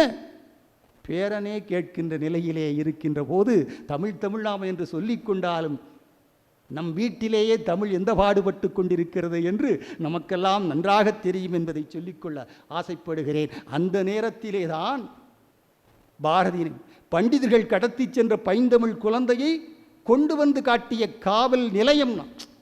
பாரதியை பண்டிதர்கள் கடத்தி சென்ற பைந்தமிழ் குழந்தையை கொண்டு வந்து காட்டிய காவல், சமத்துவ காற்று சஞ்சாரம் செய்த அபூர்வ அக்ரஹாரம் யார்? பாரதி. கண்ணனை பலகோணங்களில் படம் பிடித்து காட்டிய புதிய கேமரா. திருவல்லிக்கேணி யானை தின்றுவிட்ட தமிழ் கரும்பு. மோனை கால்களில் முத்தவள்ளி நிறத்தியவன் யானை கால்களில் அடிபட்டு செத்து விட்டார். அதுக்கப்புறம் தான் செத்தான், ஆனாலும் எழுதிவிட்டார். என்ன பாரதியின் அந்த நாட்டுப்பற்றும் பெண் விடுதலையும் இருக்கிறதே ஒரு கற்பனை தான். சொன்னார்கள் பாரதியை 39 வயதில் செத்துட்டான். உங்களுக்கு தெரியும் பாரதிக்கு. சில கவிஞர்கள், நல்ல கவிஞர்கள்லாம் சீக்கிரம் பேர். 29 வயதில் பட்டுக்கோட்டை கல்யாண சுந்தரம் இறந்து விட்டார். பாரதி எப்படி இருப்பார் என்று உங்களுக்கு தெரியும். அவர் தலைப்பாக இல்லாத படங்களையும் நீங்கள் பார்த்திருப்பீர்கள். ஒருவன் கேட்டான், பாரதியின் தலையில் முடியில் ஒரு மயிர் கூட நரைக்கவில்லையே என்று ஒருவன் கேட்டானாம். அதற்கு ஒருவன் சொன்னான், அது கற்பனையா கவித்துவமா என்று தெரியவில்லை. இதை சொன்னான். அவன் பதில் சொன்னானாம், தன் முடியில் கூட, தன் தலையில் கூட வெள்ளையன் ஏறிவிடக்கூடாது என்று பாரதி நினைத்து விட்டான் என்று. எந்த அளவுக்கு பாரதி நாட்டுப்பற்றும் பெண்ணுரிமையும் உடையவனாக இருந்தால், இந்த நேரத்திலே தான் அந்த பெண்ணை, பாஞ்சாலியை, ஆவியில் இனியவளை, செந்திருவை, அதெல்லாம் யார் அந்த குறிப்புகள் எல்லாம் பாரத நாட்டை சொல்லுகிறார் என்று சொன்னால், மண்ணும் இமயமலை எங்கள் மலையே மாநில மீதிதில் போற்பிரிதிலையே இன்னரு நீர்க்கங்கை ஆரங்கள் ஆரே இங்கிதன் மாண்பிற்கு எதிரது வேறே என்று பாடியவன் அல்லவா பாரதி. ஆதலால் கடவுளையே பாட்டு திருத்தசாங்கம் யாருக்கு? கடவுளுக்கு பாடுவாங்க. ஆனால் அவன் தமிழன்னை நாட்டன்னை திருத்துந்தான். அப்படி பாட்டையே மாற்றியவன், நாட்டுப்பற்றை வீரியமாக ஓரிடத்திலும் காட்டியவன், பெண் விடுதலையை. அந்த பெண் விடுதலையிலே இங்கே பெண் பாஞ்சாலி அடிமைப்படுத்தப்பட்டு நிற்கிறாள். குதிக்கிறார்கள். அன்று சொன்னாலடா மாமனே, யார் சொல்றா? துரியோதன. அன்று சிரித்தாளடா மாமனே. சிரித்த கதை உங்களுக்கு தெரியும். ராஜசூயாக மண்டபத்திலே துரியோதன் நடந்து வருகின்ற போது ஒரு கதைப்பகுதி. ஒரு இடத்துல தண்ணீர் இருக்கு மாதிரி இருக்கு. தண்ணீர் இருந்தால் நம்ம அப்படி அந்த ஆடையை தூக்கிவிட்டு தாண்டி செல்வோம். அவன் அப்படி ஆடையை தூக்கிவிட்டு செல்கிறான். அதற்கு பிறகு இன்னொருவர் வருகிறான். இந்த இடத்திலே நடந்து வருகிறான். ஓஹோ, தண்ணீர் இல்லை போலும், தண்ணீர் இருப்பது போல அழகாக இந்த கட்டடமைப்பை அமைத்திருக்கிறார்களே என்று ஆச்சரியப்பட்டு கொஞ்ச தூரம் தள்ளி செல்கிறான். இன்னொரு இடத்திலும் அதே மாதிரி தண்ணி இருக்க மாதிரி இருக்கு. அங்கே தான் ஏமாந்துட்டோம், இங்கே ஏமாறக்கூடாது என்று சொல்லி அதில் நடக்க பார்க்கிறான். அது உண்மையான தண்ணீர். கீழே விழுந்து விடுகிறான். அப்பொழுதுதான் அவள் சிரித்தாள் என்று ஒரு கதை. மேலே இருந்து பாஞ்சாலி மச்சினி சிரித்தாளாம்.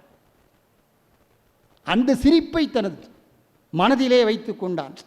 இந்த பெண் சிரிச்சிட்டா ரொம்ப ஆம்பளைகளுக்கு உங்களுக்கு தெரியும். பாடம் நடத்தும் போது பையன் மார்க் வாங்கியிருப்பான், பொம்பளை பிள்ளை 92 மார்க் வாங்கியிருக்கும், இவன் 22 மார்க் வாங்கியிருப்பான். என்னடா மார்க் வாங்கியிருக்கேன்னு சத்தம் போட்டால் அது கூட வருத்தப்பட மாட்டான். இந்த சந்திரா முன்னால் வச்சு என்ன இப்படி கேள்வி கேட்டாரே, இந்த டீச்சருக்கு ஒரு நாள் இருக்கு நினைக்கிறான். அப்போது அவள் சொன்னாள், அதையெல்லாம் மனதில் வைத்தான். அந்த பொறாமையோடு இது அன்று சிரித்தாளடா மாமனே. யார் சொன்னா? துரியோதனன். அதுபோக பொறாமை. அவளை எப்படியாவது இந்த அவைக்கு அழைத்து வர வேண்டும். அந்தப்புறத்திலே இருக்கிறாள், தந்தக்கட்டிலே படுத்துறங்கிக் கொண்டிருக்கிறாள். அவள் எப்படி நிற்கிறாள்? அந்த நிலையை கூட பாரதி சொல்லுவான், ஈராடைதனிலே இருக்கின்ற அப்படிப்பட்ட நிலை. தேர்ப்பாகனை அனுப்புகிறான். முதலிலே பாஞ்சாலியை அழைத்து வா என்று சொல்லுகிறான். தேர்ப்பாகன் வந்து சொல்லி பார்க்கிறான். அவள் ஒரு கேள்வி கேட்கிறாள். அதுதான் பெண்குலம். தமிழ் இலக்கியத்திலே நாம் பார்க்கின்ற போது கண்ணகிக்கு பிறகு ஒரு அரசவையிலே நின்று மிக தைரியமாக பேசிய ஒரு பாத்திரம் உண்டு என்று சொன்னால் அது பாஞ்சாலி என்று தான் சொல்ல வேண்டும். அவள் என்னை முதலில் வைத்து தோற்றாரா, தனது தன்னையே வைத்து தோற்றாரா? கேட்டு வாங்க. தேர்ப்பாகன், என் கணவன் இருக்கிறானே தருமன், முதலிலே தான் அடிமையாகி விட்டானா அல்லது என்னை அடிமையாக்கிய பிறகு அவன் அடிமையானானா? தேர்ப்பாகனுக்கு ஒன்றும் சொல்ல முடியல. வந்து இங்கே கேட்குறான்.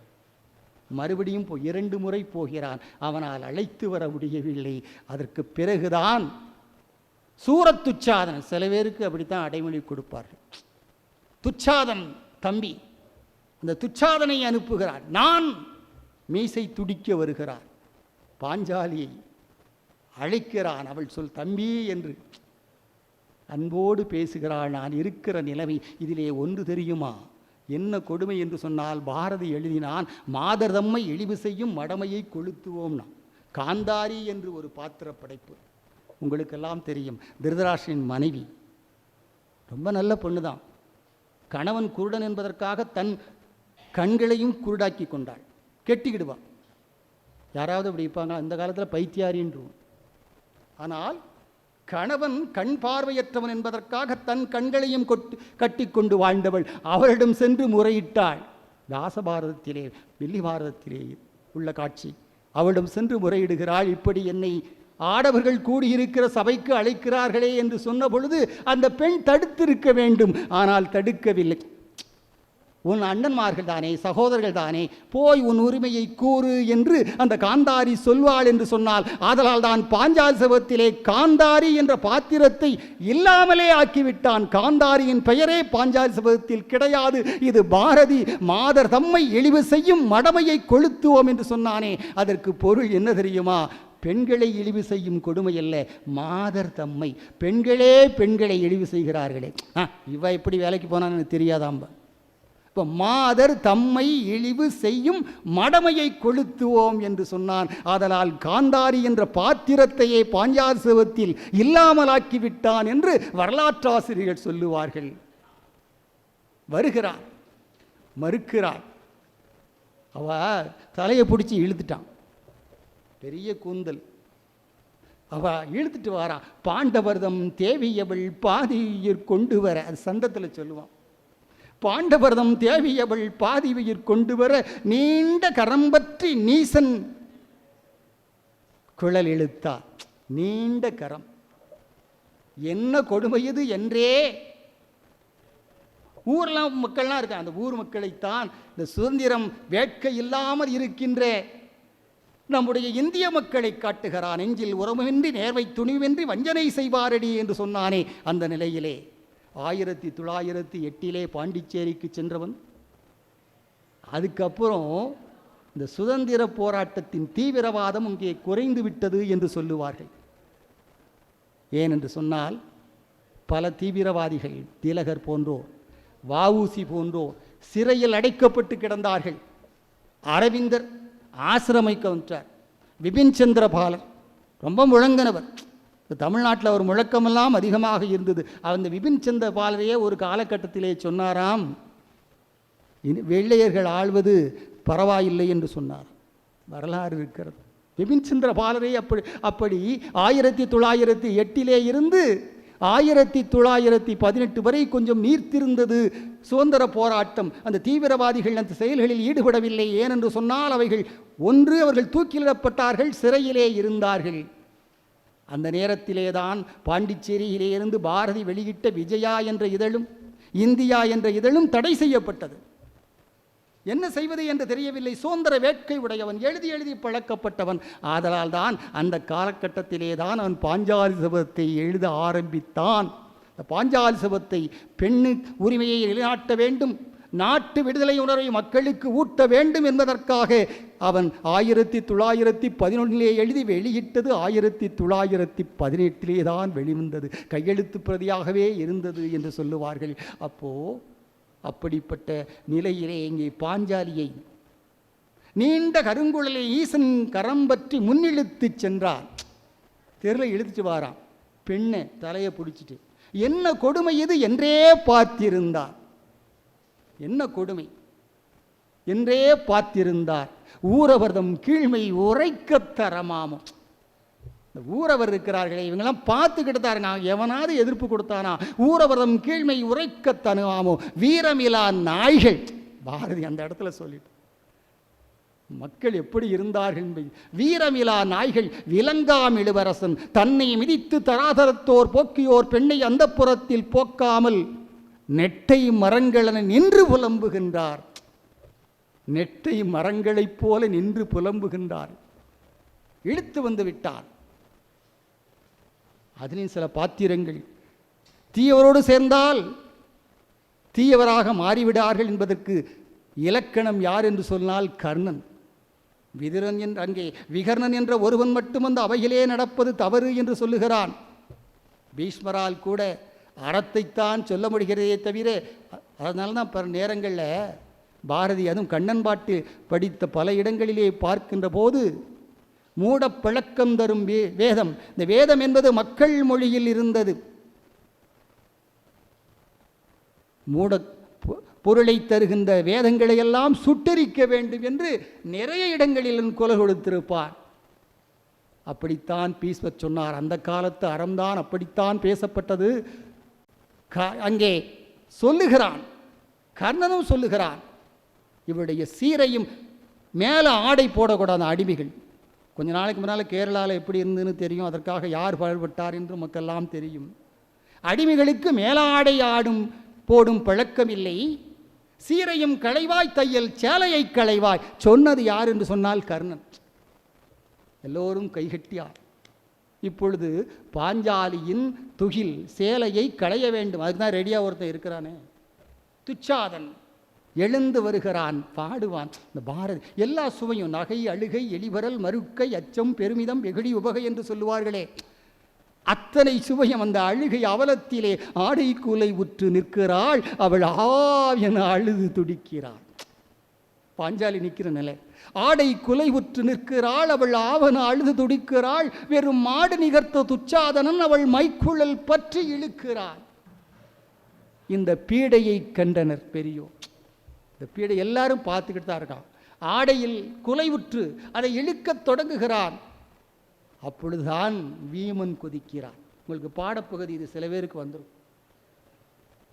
வீமன் வீரமுடையவன் அண்ணனை பார்த்து சொல்லுகிறான், இப்படி நம்முடைய மனைவியை பணயமாக வைத்து விட்டானே. அண்ணனை பார்த்து கேட்கிறான். இதுவரை யாரிடம் அண்ணனிடம் எதுவும் பேசாத அந்த பீமன் சொல்லுகிறான், யாரை பணயம் வைத்தாய்? எதற்கு பணயம் வைத்தாய்? துருபதன் மகளை திட்ட துய்ப்பன் உடன்பிறப்பை இருவகடை என்றாய். இது பொறுப்பதில்லை தம்பி, எரிதழல் கொண்டு வா, கதிரை வைத்து இழந்தான் அண்ணன் கையினை எரித்திடுவோம். சகாதேவனை பார்த்து சொன்னான். என்ன சொன்னா? நீ அது பாரத நாட்டையே வைத்ததால் மக்கள் இப்படி பேச வேண்டும் என்று சொன்ன ஒரு உணர்வு. யாரை பணயம் வைத்தாய்? துருபதன் மகளை திட்ட தூய்மன் உடன்பிறப்பை இருவகடையன், இது பொறுப்பதில்லை. இந்த விடுதலை எழுச்சி மக்களுக்கெல்லாம் எழ வேண்டும் என்பதற்காக வீமன் மூலம் கொடுத்த குரலாக அதை பார்க்கிறேன். அதுக்கப்புறம் தான் எல்லாரும் சொல்லுகின்ற ஒரு பாடல்.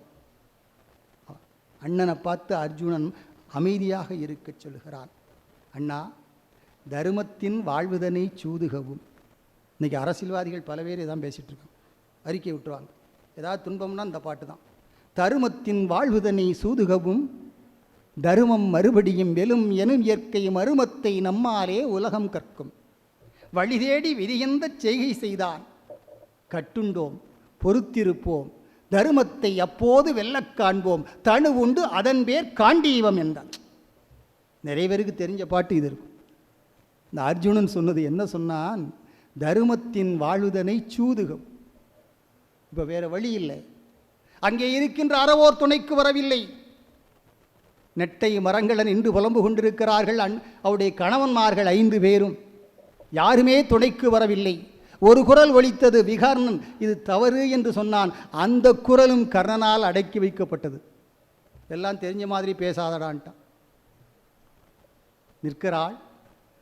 நினைத்து பாருங்கள் மாணவ கண்மணிகளே, ஆடவர்கள் முழுக்க ஆடவர்கள் நினைந்த சபையிலே ஒரு பெண், அந்த பெண்ணின் சேலை இழுக்கப்படுகிறது.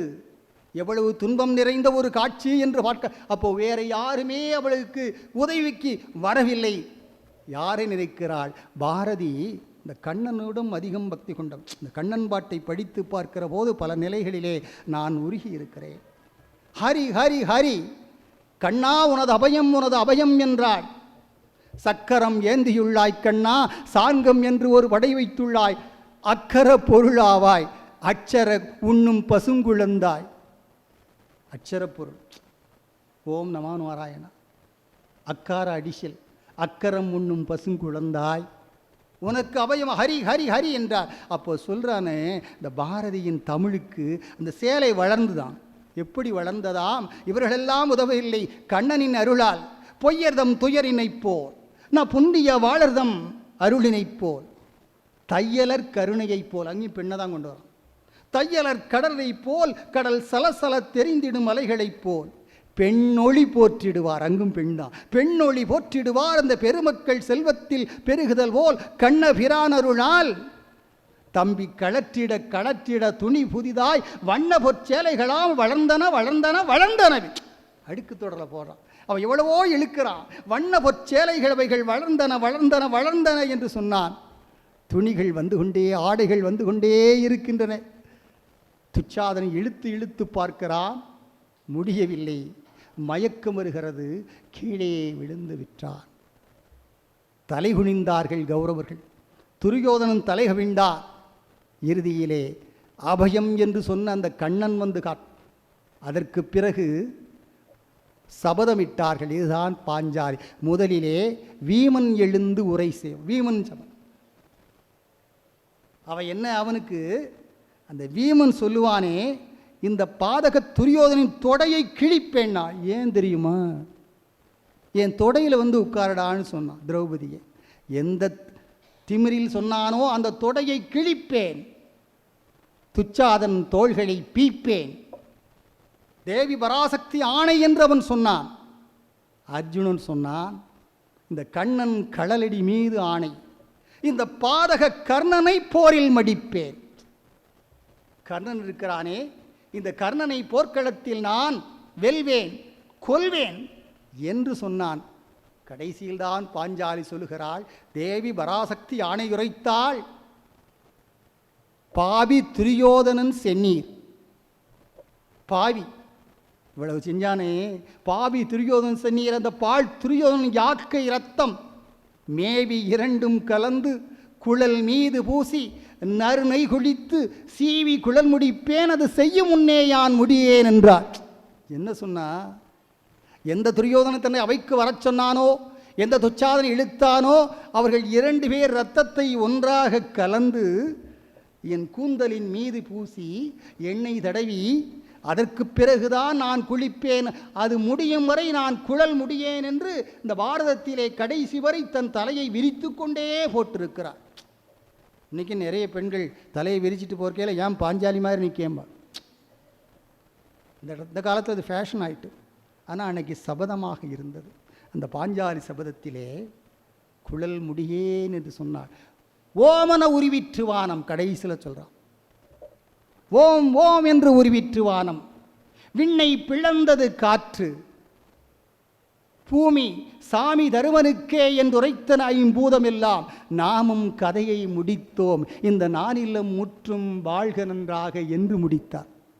கடைசியில் இப்போ பாஞ்சாலி சபதத்தை எழுதுகின்ற போது ஒரு காப்பிய இலக்கணத்திற்கு மாறுபடாமல் சுவையோடு, அதே நேரத்தில் புதிய சந்தத்தோடு புதிய பாவகையோடு, ஒரு காப்பியத்துக்கே உரிய இலக்கணங்களை ஓரளவு கடைபிடித்து மக்கள் எளிதிலே புரிந்து கொள்ளக்கூடிய ஒரு காப்பியத்தை தந்தான் என்று சொன்னால், நான் முதலிலே சொன்னது போல அதன் உரைபொருள் பெண் விடுதலை, அதன் மறைபொருள் எது என்று சொன்னால் நாட்டு விடுதலை. ஆதலால் தான் பெண்ணடிமை இந்த நாட்டிலே இருக்கின்ற போது அது நீக்க வேண்டும் என்பதற்காக குரல் கொடுத்து பாஞ்சாலியை தேர்ந்தெடுத்தார். நாடு அடிமைப்பட்டு கிடந்ததால்தான் அடிமைப்பட்ட பாஞ்சாலியை தேர்ந்தெடுத்து அந்த பாஞ்சாலி சபதத்தை உரைத்தான் என்று சொல்லிக்கொண்டு, இந்த பெண்ணின் சபதத்தை கேட்க நான் முன்பே சொன்னது போல பெண்களே அதிகமாக வந்து, அதுவும் மாணவிகளே அதிகமாக வந்து இந்த பாஞ்சாலி சபதத்தை, பாரதியின் பாஞ்சாலி சபதத்தை செய்மடித்ததற்கு நன்றி கூறி, கற்கின்ற இருபாலீர், தமிழ்நாட்டின் கண்ணொப்பீர், கனியிருக்க நிற்கின்ற நெடுமரத்தில் காய்கவர எண்ணாதீர், பாட்டாலும் எழுத்தாலும் பேச்சாலும் கூத்தாலும் பிறர் உவக்க ஓச்சுகவே மணிமுரசு, தேமதுர தமிழோசை உலகமலாம் பரவிடவே பாய்ச்சுகவே நற்றுண்டு எனக் கூறி பெறுகிறேன் விடை வருகிறேன். நன்றி, வணக்கம்.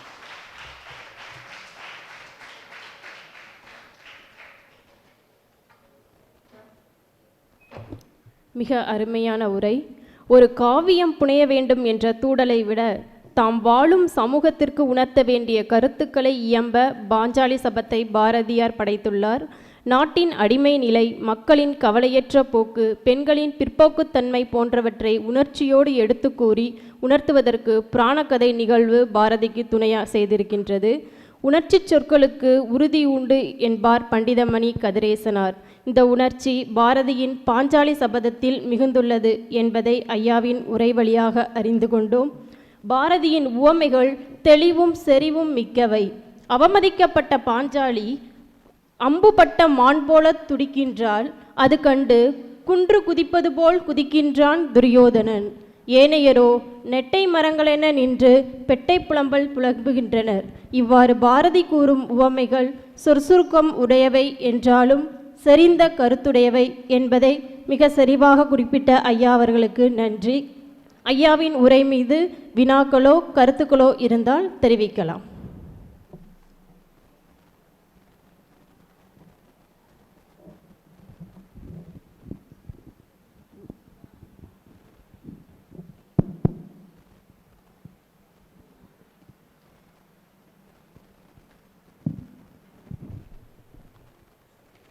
உலகத் தமிழ்ச் சங்கத்தோடு இணைந்துள்ள தொல்காப்பியர் மன்றத்திலிருந்து வருகை இருக்கின்றேன்.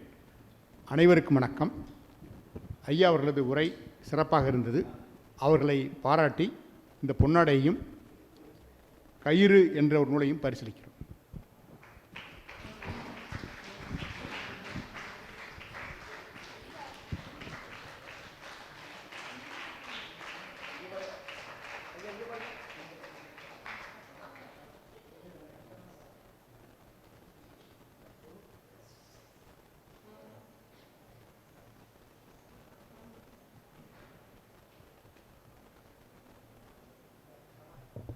மாணவிகள் வினாக்கள் ஏதும் இருந்தால் கேட்கலாம்.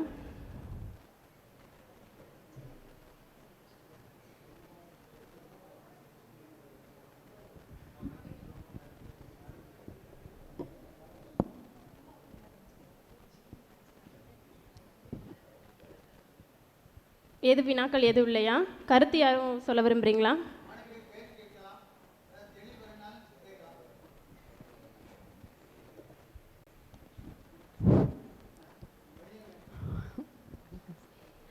போற்றுதலுக்கும் பாராட்டுதலுக்கும் உரிய உலக தமிழ்ச்சங்கத்தின் சான்றோர் பெருமக்களுக்கும், இங்கு வருகை புரிந்திருக்கும் தமிழ் அறிஞர்களுக்கும், இங்கு வருகை புரிந்திருக்கும் வருங்கால சிங்க பெண்களுக்கும் எனது பணிவான வணக்கத்தை தெரிவித்துக் கொள்கின்றேன். ஐயா சேரை பாலகிருஷ்ணனா சும்மா அதிருங்க.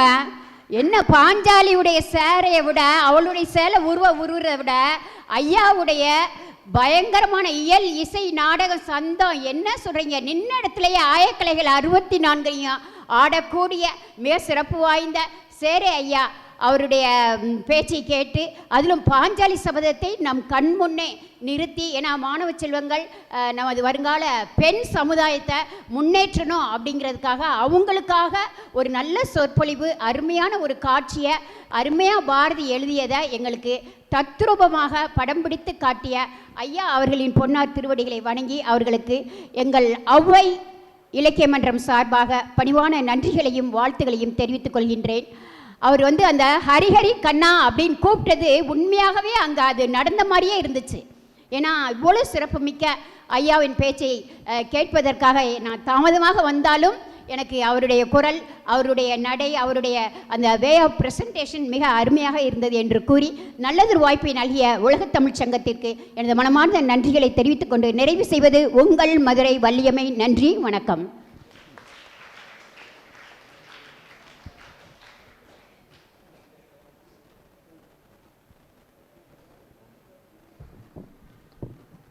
நன்றி.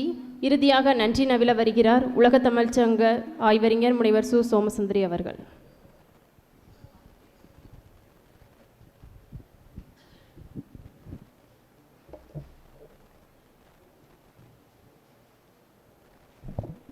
அனைவருக்கும் வணக்கம். உலக தமிழ்ச்சங்கம் மதுரையினுடைய 110வது தமிழ் கூடல் நிகழ்வு இது. நமக்கு தொழில் கவிதை நாட்டிற்குழைத்தல் இமைப்பொழுதும் சோராதிருத்தல் என்பான் பாரதி. தன்னுடைய தொழிலையே கவிதையாக சொன்னவன். அப்படிப்பட்ட பாரதியினுடைய பிறந்த நாளை ஒட்டி இந்த 110வது தமிழ் கூடல் நிகழ்வு பாரதி பற்றியதாக அமைந்தது. இந்நிகழ்வில் எங்களுக்கெல்லாம் அடித்தளமாக இருக்கக்கூடிய போற்றுதலுக்கும் வணக்கத்திற்கும் உரிய உலகத் தமிழ்ச்சங்கத்தினுடைய இயக்குனர் முனைவர் ஔவை அருள் ஐயா அவர்களுக்கு என்னுடைய நன்றியினை தெரிவித்துக் கொள்கிறேன். இந்நிகழ்விற்கு மாணவ கண்மணிகளை எல்லாம் அழைத்து வந்த யாதவர் மகளிர் கல்லூரியுடைய பேராசிரியர் பனிமலர் அம்மா அவர்கள் முன்னிலை உரை மிகச் சுருக்கமாக சொன்னாலும் பாரதியினுடைய சிறப்புகளை எல்லாம் ரொம்ப அருமையாக சொன்னார்கள். அம்மா அவர்களுக்கும் எங்களுடைய நன்றியினை தெரிவித்துக் கொள்கிறோம். நன்றி அம்மா. சேரை பாலகிருஷ்ணன் ஐயா அவர்கள் பாரதியினுடைய பாஞ்சாலி சபதம் பற்றி பேசினாங்க. உண்மையிலே பாஞ்சாலி சபதத்தை கரைச்சி குடிச்சிட்டு வந்திருக்காங்க அப்படின்னு தான் சொல்லணும் இல்லையா? ரொம்ப அருமையான உரை. அவர்களுடைய கருத்துக்களை விட பாடல்கள் மிகுதியாக இருந்தன. அவர்களுடைய உரையில் ஒவ்வொரு காட்சியை சொல்லும் போதும் அதுக்கு ஒரு பாடலை சொன்னார்கள். அந்த கருத்துக்களை விட அந்த பாடல் அவருடைய கண் முன்னாடி விரிஞ்சது அப்படின்னு தான் சொல்லணும். அப்படி ஒரு அருமையான நிறைய பாடல்களை எப்படி இவ்வளவு மனப்பாடமாக சொல்ல முடியுதுங்கிறது ரொம்ப ஆச்சரியமாக இருக்குது. இப்போ இருக்கக்கூடிய மாணவ கண்மணிகளுக்கும் 2 வரிகளை படிக்கணும்னா கூட ரொம்ப கடினமாக இருக்குது. ஆனால் ஐயா எவ்வளவு பாடல் வரிகள், ஒவ்வொரு காட்சிக்கும் ஒவ்வொரு பாடல் வரியை சொன்னாங்க. முதலாக தருமன் அந்த நாட்டை வைத்து இழக்கும் போது தேயம் வைத்திருந்தான் தருமன் சீச்சி சிறியர் செய்கை செய்தான். அந்த வரிகளை எவ்வளவு அருமையாக அந்த காட்சியை எப்படி காட்சிப்படுத்தியிருக்குன்னு பாருங்கள். அது மாதிரி நாங்கள் வந்து படிக்கும் பொழுது உண்மையிலே எனக்கு 2 பாடல் வரி தான் ஞாபகம் இருக்குது பாரதியினுடைய இதில். நெட்டை மரங்களென நின்று புலம்பினார் பெட்டை புலம்பல் பிறருக்கு துணையாமோ இல்லையா. பாரதி அந்த பாஞ்சாலியை வந்து பிடிச்சி இழுக்கும்போது அவங்க எல்லாரும் பார்த்து ரொம்ப சும்மா நின்னாங்க அப்படிங்கிறத மக்கள் அதை வந்து சொல்லியிருப்பார், அது ஞாபகம் இருக்குது. அது மாதிரி பீமன் சொல்லுவான், முதல்ல நாட்டை பாஞ்சாலியை வச்சு அவன் சூதாடும் பொழுது தருமனை பார்த்து சொல்லுவான், கதிரை வைத்திலந்தான் அண்ணன் கையை எரித்திடுவோம் அப்படின்னு சொல்லுவான் சகாதேவனை பார்த்து. இந்த 2 வரி தான் எனக்கு மனப்பாடமாக இருக்குது. ஆனால் ஐயா பார்த்தீங்கன்னா கடன்னு அருவி மாதிரி கொட்டிட்டாங்கன்னு சொல்லலாம். ஒவ்வொரு காட்சிக்கும் ஒவ்வொரு பாடல் வரிகளை இது வந்து உங்களுக்கான களம்னு சொல்லலாம். மாணவ கண்மணிகள் இதையெல்லாம் வந்து உணர்ந்து கொண்டு உங்களுடைய நீங்கள் படிக்கும் பொழுது எப்படி படிக்க வேண்டும் என்பதை உணர்வதற்காக ஒரு களமாக அமையுது இந்த தமிழ் கூடல் அப்படின்னு சொல்லலாம். ஐயா அவர்களுடைய அந்த வழிகாட்டியை வந்து நீங்கள் முன்னெடுத்து கொள்ளலாம். இப்படி இருக்கணும், இப்படி பேசணும், எப்படி வந்து உங்களுடைய இலக்கை தீர்மானித்து கொள்ளலாம் என்பதற்கான களமாகத்தான் இந்த தமிழ் கூடல் நிகழ்வு இருக்குது. ஐயா அவர்களுடைய உரை அப்படின்னு சொல்லும் பொழுது இன்னும் நிறைய விஷயங்களை பேசலாம். பாஞ்சாலி சபதனுடைய அடித்தளமாக இருந்ததுன்னு சொல்லும் பொழுது பெண் விடுதலையை பற்றி சொன்னாங்க இல்லையா. அந்த பெண் விடுதலை என்பது அந்த அவருடைய காலகட்டத்தில் ரொம்ப குறைவாக இருந்தது. பெண்கள் வெளியில் வந்து படிக்கிறதுக்கே கஷ்டப்பட்டாங்க. அப்படி இருக்கும்போது பெண் விடுதலைங்கிறது அந்த பாஞ்சாலியை மையப்படுத்தி ரொம்ப அழகான வரிகளை வந்து சொல்லியிருப்பார், அதையும் சொன்னாங்க. அதன் மூலமாக நாட்டு விடுதலையை பாரதி எப்படியெல்லாம் வந்து முன்னெடுத்தான் அப்படிங்கிறதையும் ரொம்ப அருமையாக சொல்லியிருப்பாங்க. நிறைய வரிகளை சொன்னாங்க. அது மாதிரி அவருடைய பாஞ்சாலி சபதனுடைய முன்னுரையில் சொல்லியிருப்பார், அது வந்து ஒரு காப்பியம்னா எப்படி இருக்கணும்னா எளிய பதங்கள், எளிய நடை, அது மாதிரி வெகுஜனங்கள் விரும்பும் மெட்டு அப்படின்னு சொல்லியிருப்பார். அந்த காலத்திற்குரிய பதங்களையே பயன்படுத்த வேண்டும் அப்படிங்கிறதையும் பாரதி வந்து சொல்லியிருப்பார். அதையும் வந்து அற்புதமாக சொன்னாங்க. அது மாதிரி சகுனி வந்து சூதாட அழைக்கும் பொழுது எப்படியெல்லாம் அவன் வந்து தந்திரமாக தருமனை பார்த்து அழைப்பான். ரொம்ப அந்த காட்சியெல்லாம் ரொம்ப நயமாக இருக்கும். பாஞ்சாலி சபத்தை நீங்கள்லாம் கண்டிப்பாக வாசித்து பார்க்க வேண்டும். அப்படிப்பட்ட ஒரு நயத்தை வந்து ஐயா அவர்களுடைய உரையில் பார்த்தேன்.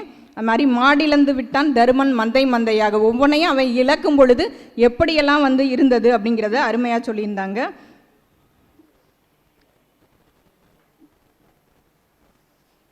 உண்மையிலே அந்த பாஞ்சாலி சபதத்தை நீங்கள் அத்துணை பேரும் படித்து பயன்பெற வேண்டும். சேரை பாலகிருஷ்ணன் ஐயா அவர்களுக்கு தமிழ்ச்சங்கம் உலக தமிழ்ச்சங்கம் சார்பில் எங்களுடைய நன்றியினை தெரிவித்துக் கொள்கிறோம். மிக அற்புதமான உரை, அது மாதிரி ரொம்ப அருமையாகவும் இருந்துச்சு. அவங்க உரையை ரொம்ப நீண்ட நாளுக்கு அப்புறம் கேட்கும்போது மகிழ்ச்சியாகவும் இருந்தது. ஐயா அவர்களுக்கு எங்களுடைய நன்றியினை தெரிவித்துக் கொள்கிறோம். அது மாதிரி மாணவ கண்மணிகள் உங்களை அத்துணை பேருக்கும் எங்களுடைய யாதவர் மகளிர் கல்லூரியுடைய மாணவ கண்மணிகளுக்கும் அது மாதிரி பேராசிரியர் பெருமக்கள் வந்திருக்காங்க, அவர்களுக்கும் எங்களுடைய நன்றியினை தெரிவித்துக் கொள்கிறோம். ஈகி ராமசாமி ஐயா, அது மாதிரி கஸ்தூரி அம்மா, அது மாதிரி கவிஞர்கள், நிறைய தமிழ் அமைப்பினை சார்ந்த அத்துணை தமிழ் ஆர்வலர்களுக்கும் எங்களுடைய நன்றியினை தெரிவித்துக் கொண்டு வருகின்ற 18ஆம் தேதியிலிருந்து 24ஆம் தேதி வரை தமிழ் வளர்ச்சித்துறையினுடைய இளந்தமிழர் இலக்கிய பட்டறை நிகழ்வு வந்து நடைபெற உள்ளது. விருப்பமுள்ளவர்கள் கலந்து கொண்டு பங்கேற்கலாம். ஏன்னா இது வந்து ஒரு கவிதை கட்டுரை பேச்சு போட்டி கல்லூரி மாணவர்களுக்கான பயிற்சியை வந்து வழங்க உள்ளார்கள். இந்த 7 நாட்களும் விருப்பமுள்ள அத்துணை பேரும் கலந்து கொண்டு சிறப்பிக்குமாறு அன்போடு கேட்டுக்கொள்கிறோம். அத்துணை பேருக்கும் நன்றி கூறி விடைபெறுகின்றோம். நன்றி, வணக்கம். நாட்டுப்பண்.